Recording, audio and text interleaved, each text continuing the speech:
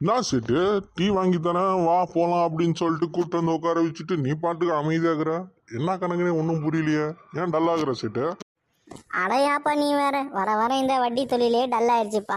முதல்லலாம் காசு வேணா சேட்டை தேடி வந்துட்டு இருப்பாங்க, இப்போல்லாம் யாருமே வரதே இல்லைப்பா. அதான் ஒரு மாதிரியாவே இருக்குது.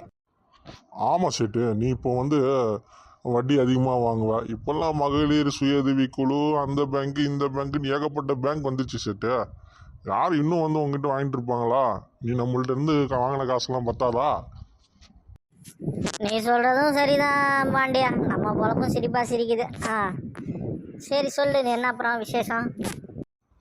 ஒன்றும் இல்லை சேட்டு, நீ தான் சங்கடப்பட்டல. முடிஞ்ச எனக்கு ஒரு 30,000 வட்டி கூட அடுத்த மாதம் இந்த கட்ட வட்டி தந்துடுறேன். ஆளா பாவி, உங்ககிட்ட கூட்டு வந்து ஒரு டீ வாங்கி கொடுத்து வச்சு பேசுனது குத்தமாடா. ஆளை விட்றா டே அப்பா.